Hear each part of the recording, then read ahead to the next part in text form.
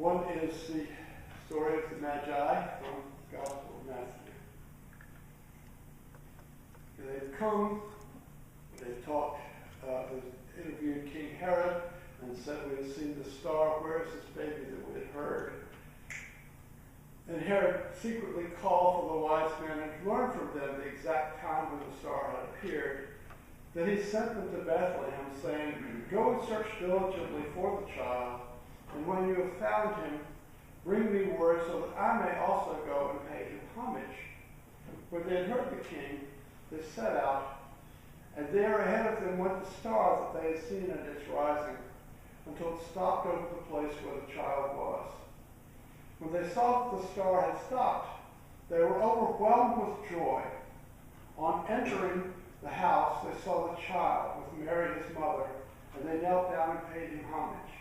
Then, opening their treasure chests, they offered him gifts of gold, frankincense, and myrrh. And having been warned in a dream not to return to Herod, they left for their own country by another road. So that's the Bible account of the visit of the Magi. And here is T.S. Eliot reimagining that story, the journey of the Magi. A cold coming we had of it, just the worst time of the year for a journey, and such a long journey. The way is deep and the weather sharp, the very dead of winter, and the camels galled, sore-footed, refractory, lying down in the melted snow. There were times we regretted the summer palaces on slopes, the terraces, and the silken girls bringing sherbet.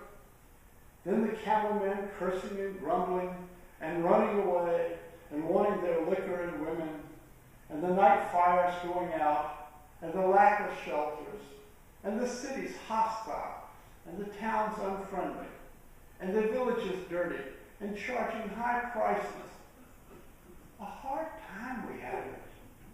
At the end, we preferred to travel all night, sleeping in snatches, with the voices singing in our ears, saying that this was all folly. Then at dawn, we came down to a temperate valley, wet below the snow line, smelling of vegetation, with a running stream and a watermill beating the darkness, and 3 trees with a low sky. An old white horse galloped away in the meadow. Then we came to a tavern with vine leaves over the lintel, 6 hands at an open door dicing for pieces of silver, and feet kicking the empty wineskins. But there was no information, and so we continued, and arriving at evening, not a moment too soon, finding the place, it was, you might say, satisfactory. All of this was a long time ago, I remember, and I would do it again, but set down this, were we led all that way for birth or death? There was a birth, certainly. We had evidence and no doubt. I had seen birth and death, but I thought they were different. This birth was hard and bitter agony for us, like death, our death. We returned to our places, these kingdoms, but no longer at ease here in the old dispensation, with an alien people clutching their gods. I should be glad of another death. The greatest gift. This is my first sermon in 2 weeks, and I need to confess that I approach it with some fear. I am deeply disturbed by what's happening on the national scene. Those who have followed me on Facebook know that I have not been a shrinking violet about expressing my views about some of the outrageous developments. And I have not delivered a sermon directly about the election since it happened, yet I've gotten feedback from some of you that the few things I have had to say about these great events on the national stage from this pulpit have run the risk of creating an us-them feeling, of excluding those with different political viewpoints. I take this very seriously, for it has to do with my vision of what our religion is. Unitarian Universalism does not exist to be a shill for any political faction. As I said before, our religious ancestry is deeply heretical. It would be a betrayal of our traditions for there to be an orthodoxy, official or unofficial, emanating from this pulpit. You don't come to our churches expecting simply what you've been reading in your newspapers. You hope for something more, something deeper. You don't need to hear how polarized and divided our country has become, nor how that polarization has only increased in the recent campaign and its aftermath. You all know that because you read it and hear it and watch it happening and live it.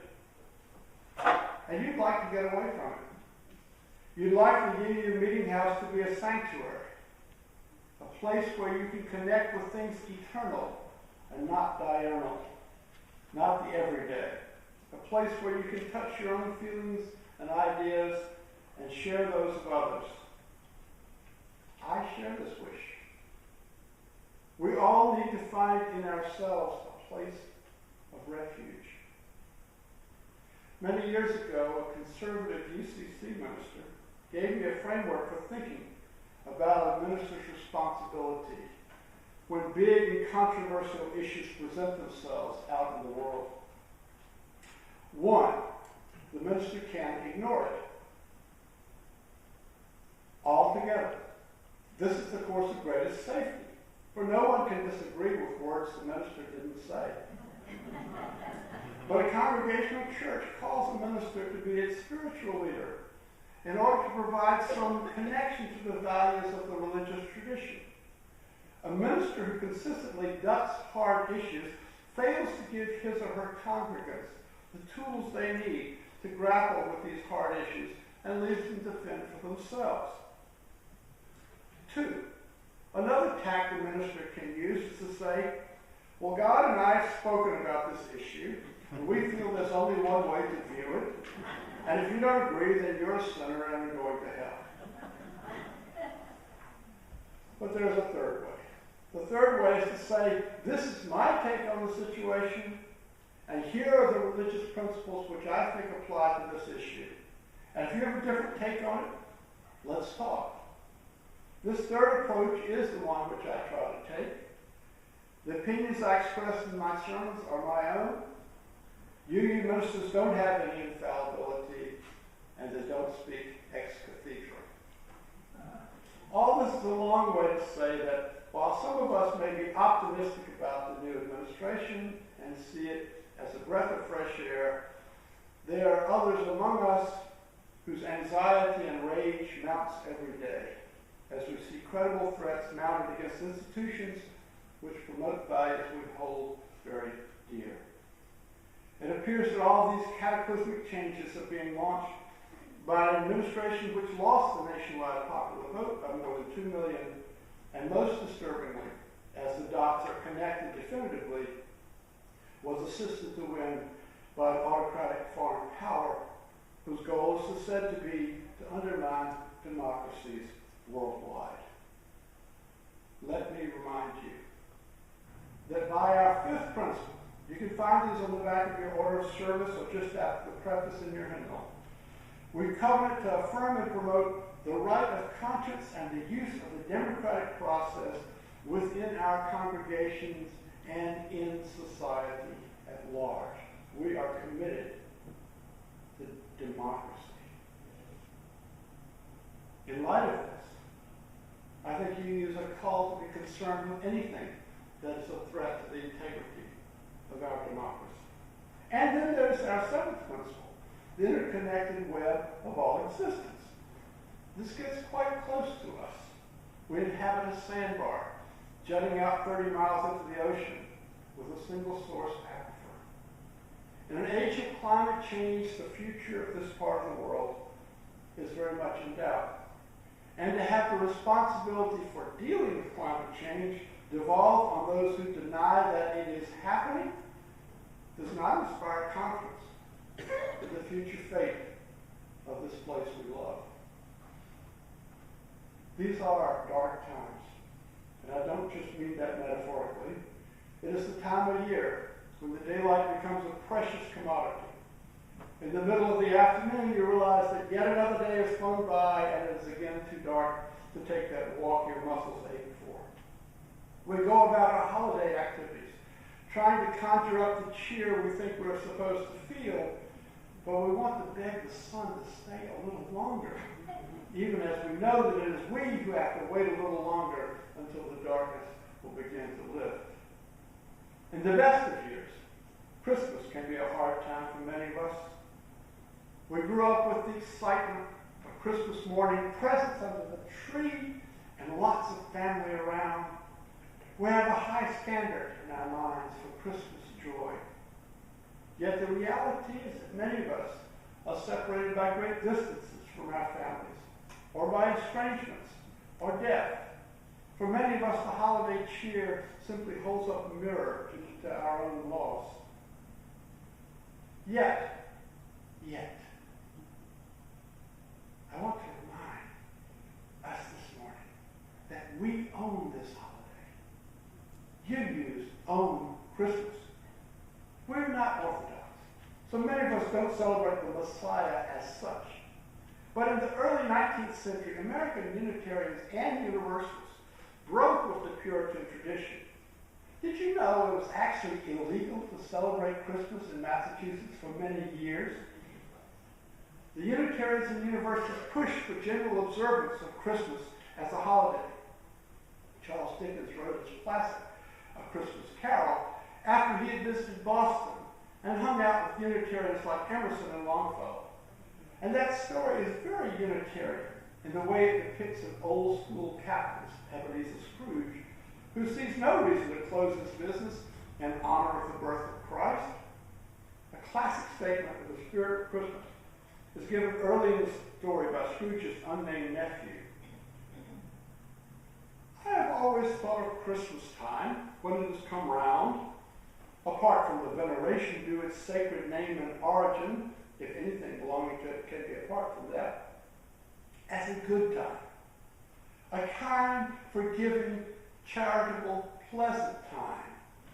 The only time I know of is the long calendar of the year, when men and women seem by one consent to open their shut-up hearts freely and to think of people below them as if they really were fellow passengers to the grave and not another race of preachers bound on another journey. And therefore, Uncle, though it has never put a scrap of gold or silver in my pocket, I believe that it has done me good and will do me good, and I say, God bless it. I think this is the spirit we all want to attain. Opening our shut-up hearts with some semblance of generosity, some recognition that however we are divided by class or race or gender or political affiliation, we're all traveling the same highway from birth to death. One of the ways to open up our shut-up hearts is by giving. Jesus said it is more blessed to give than to receive. And this time of year we have many choices for our giving. You can find 100 worthy charities. Your church, your public radio station, every school you ever attended, who would love to be remembered by a check at this time of year. Many of us have children and grandchildren, and some even great-grandchildren, spouses and other friends and relations who'd be tickled at a little remembrance. At the meeting house, thanks to Sue and Mary's efforts, we make it easy to make a happy Christmas for a family we don't even know.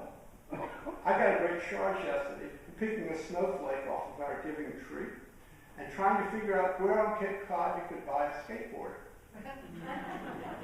After phoning around, I finally found one at Denny's in Dennisport, and as I wrapped it up last night, I tried to imagine the look on the face of an 8-year-old boy as he unwraps that present.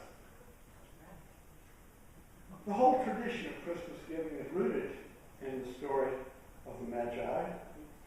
They're described in Matthew's Gospel as wise men from the east, and they must have been familiar with the heavens, for they saw the star and followed it.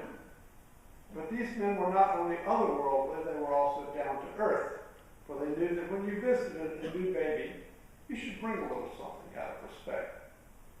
The gifts they brought were gold, a precious metal then as now, incense, which was burned in religious rituals, and myrrh, a scent mentioned many times in the Bible for its sensual qualities, but also used to embalm people. T.S. Eliot's take on this is the journey of the Magi was hard and bitter agony, and years later one of them recounting it still could not be certain, whether it had been for birth or a death. And the gifts we give, and which are given to us, often have that ambiguous quality.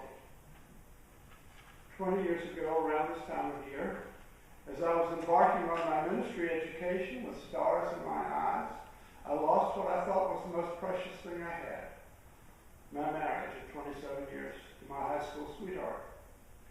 I said at the time that I knew how the earth must have felt when the moon was ripped from its side.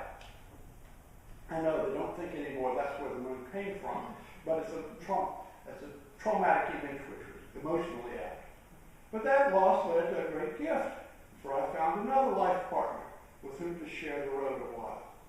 And I feel blessed, as I said earlier this fall, that I'm on good enough terms with my former wife to spend a happy week at her ranch in Texas with our children, grandson, and present spouses. A fine gift indeed. 10 years ago, in November of 2006, I had another great gift. I had a subdural hematoma, which required 2 surgeries to fix, but I got through it without a stroke or a seizure. I was serving the First Church in Belmont at the time. That church says the same statement in unison every Sunday as the chalice is lit. Words composed by a former minister, and which I used this morning, found at number 452 in the Gray Hymnal. Life is a gift for which we are grateful. We gather in community to celebrate the glories and the mysteries of this great gift. As I was convalescent from my surgeries 10 years ago, I wrote this commentary on that verse in my newsletter column. This is me talking about my condition a few weeks after surgery. I'm doing well. My latest CT scan shows that most of the gunk in my skull has been absorbed in the course of time, and each day more energy returns and I feel a little stronger. I can concentrate and read for extended periods of time. I can take a shower. I got my hair cut and my beard trimmed. All of these are gifts. Life, my own sweet, rich, full, and satisfying life, is the best Christmas gift I can imagine. It is to celebrate that glory, to lift up its mysteries that we gather in community. This is the purpose of churches. The gifts that I have received this Christmas season might just eclipse all the ones I've gotten every other Christmas in my whole life, including the reflecting telescope at age 11 and that green 2-foot-high metal robot at age 9. Well, maybe it's not quite as exciting as the arrival of my daughter on the winter solstice in 1978, but it's close. Did you know that in one email delivered last week, the number of Get Well cards was actually greater than the number of catalogs? End quote. Well, I'm now 10 years older, and I still think that the gift of life, this life, my life, not someone else's, is unimaginably great, even in dark times such as this. Each of us, after all, is the result of a highly improbable series of events. But at the interval that life gives you, you have a ringside seat to what's going on. There's a Chinese curse which says, "May you live in interesting times." Of course, it's more stressful to live in interesting times than in classic ones, but it's also more interesting, and that's a gift. Now, I call this sermon the greatest gift, and I realize that's a little bit fanciful. You don't measure these things on any kind of scale, and even the idea of comparing whether life is better than mind or reason is better than soul is so many levels removed from the real world that we may wonder whether it's worth talking about. Yet in the challenging times, familiar groundings seem to be swept away. Counting our blessings, opening our gifts, and contemplating may be what gives us strength to go on through another day. So let me just mention the other candidates for the greatest gift. First on the list, I would put our bodies. Many of us take our bodies for granted because we think we're too fat or too thin, too short or too tall, because we're aging and we can't do what we used to. We disregard the miracle of our bodies. Our bodies are amazing, precisely constructed things. They have a great capacity to heal themselves. They serve us well over many decades. And when a day comes when some system breaks down, often another system ramps up to take its place. And certainly our minds are up there as great gifts in three aspects. Mind as a tool of understanding reality, mind as imagination, and mind as memory. Your dog has a mind, I think, but it does not have the capacities of your human mind.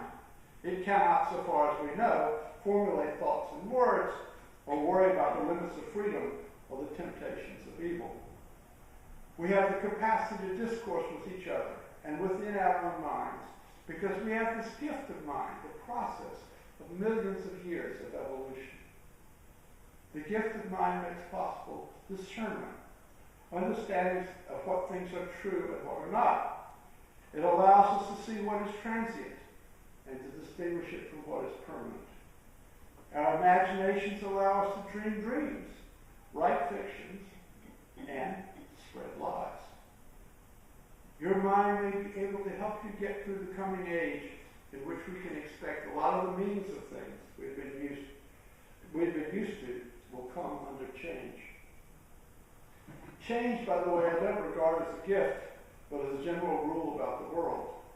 Everything does change, and it was the Buddha who pointed out that much of our distress comes from the fact that our ideas about reality tend to be fixed, while reality itself is always changing.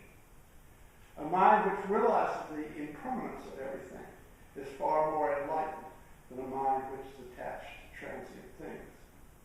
I will leave it to you as to whether this has any application to our present situation. But the greatest gift is the capacity to love and to be loved. St. Paul said, "Now abideth faith, hope, and love, but the greatest of these is love." Am I talking about anything real here? What many of us are feeling right now is rage or anxiety. I was in a group the other day where we started with check-in and we were invited to say a word or two about what we were hoping for, and I said, I hope for an absence of panic attacks and a good night's sleep.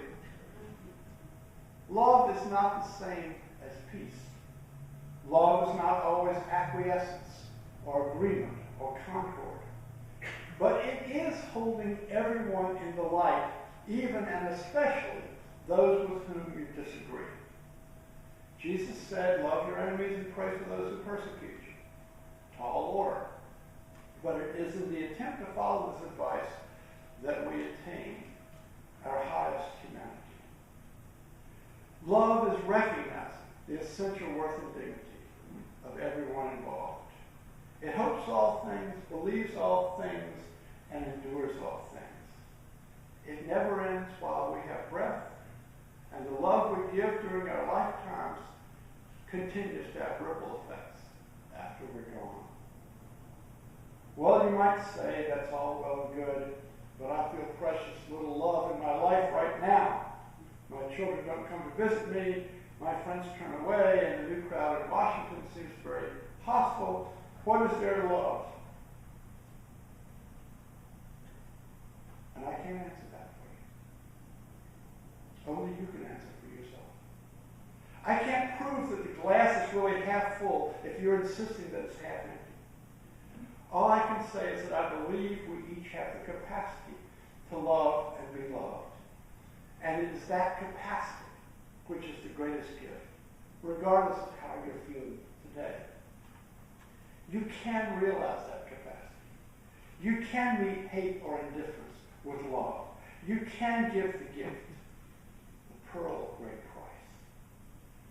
Is the gift of love greater than the gift of life itself? It's a silly question, because the gifts are all wrapped up together. A clear statement of this is in a poem that the singer Claudia Schmidt recited in her concert here a couple of years ago, with which I will close this morning. It's from a poet I had never heard of called Waldo Pondre Warren. Don't you just love that name? Written in 1922, and entitled simply, My Gift. What shall I give you, my friend, to express my love and goodwill? Shall it not be a part of myself? Then let it be the very best part, which is the secret of all my gladness. The rarest treasure I possess is the conviction that life is good, that it had abundant compensation for every trouble that may come, that it has possibilities beyond all you have ever dreamed, that among even the very least are capacities beyond the greatest yet expressed within our ken, that great surges of power and joy are eager to course through us and reveal a life transcendent. Tears of joy often fill my eyes. A wonderful feeling in my throat, thrills that almost pain my bosom, and my heart sings to the stars. If I could make you feel that way and hold it through all the years, that would be my gift.